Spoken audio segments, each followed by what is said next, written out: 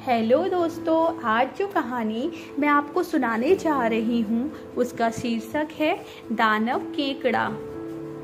दोस्तों, ये कहानी है हाथियों और एक दानव केकड़े की, जो कि हिमालय के किसी सरोवर में निवास किया करता था। तो चलिए शुरू करते हैं। बहुत समय पहले की बात है। हिमालय के किसी सरोवर में कभी एक दानव केकड़ा निवास करता था। हाथी उसका सबसे प्रिय आहार था। जब भी हाथियों के झुंड उस सरोवर में पानी पीने अथवा जल क्रीड़ा करने के लिए आते थे, उनमें से एक को वह अपना आहार अवश्य बना लेता, क्योंकि हाथी समूह के लिए उस वन में जल का कोई भी अन्य साधन मौजूद ही नहीं था। अतः गजराज ने अपनी गर्भिणी हथिनी को दूर किसी प्रदेश में भेज दिया कि कहीं गलती से हथिनी उस दानव केकड़े का ग्रास ना बन जाए। कुछ ही महीनों के बाद हथिनी ने एक सुंदर और बलशाली हाथी को जन्म दिया। वह जब बड़ा हुआ तो उसने अपनी माता से अपने पिता का ठिकाना पूछा और यह भी जानना चाहा कि आखिर उसे इतने दिनों तक पिता का वियोग किस कारण से मिला।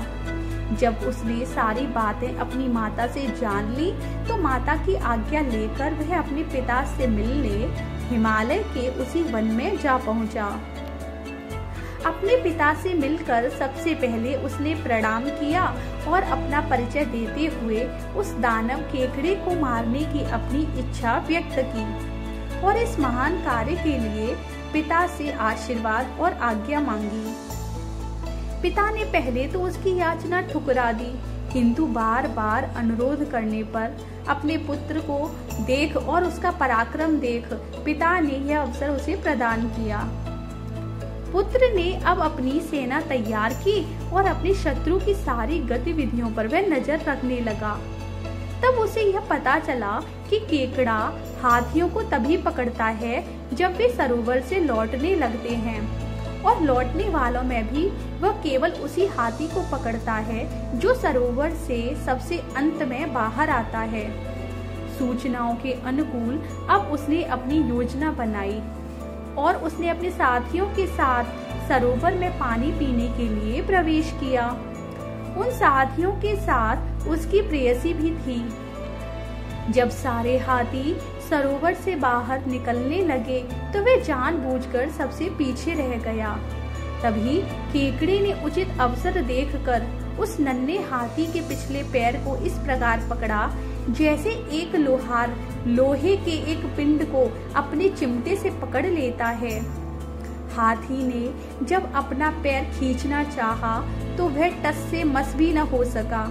घबराकर नन्हे हाथी ने अब चिंघाड़ना शुरू कर दिया, जिसे सुनकर हाथियों में भगदड़ सी मच गई। वे उसकी मदद को ना आकर इधर उधर भागने लगे। हाथी ने अब हार कर अपनी प्रेयसी को पुकारा और उससे सहायता मांगी। प्रेयसी हाथी को सच्चे दिल से प्यार करती थी। तत्काल अपने प्रेमी को छुड़ाने के लिए वह उसके पास आई और केकड़े को प्रसन्न करने के लिए बोली, तू है एक बहादुर केकड़ा, नहीं है तेरे जैसा कोई दूसरा। हो वह गंगा या नर्मदा, नहीं है शक्तिशाली तेरे जैसा कोई बंदा। मादा हाथी की इस तरह की प्यार भरी बातों को सुनकर केकड़ा बहुत प्रसन्न हो गया और केकड़े ने अपनी पकड़ ढीली कर दी। तभी हाथी ने मौका पाकर प्रसन्नता भरी चिंगाड़ लगाई, जिसे सुनकर सारे हाथी इकट्ठा होकर उस केकड़े को ढकेलते हुए तट पर ले आए और पैरों से कुचल कुचल कर उस दानव केकड़े को मार डाला। दोस्तों, इस कहानी से हमें यह शिक्षा मिलती है कि अगर धैर्य के साथ और एकता के साथ किसी कार्य को किया जाए तो अंत में हमें सफलता अवश्य मिलती है। एक नन्हे हाथी की वजह से सभी हाथी समूह को उस दानव केकड़े से छुटकारा मिल गया।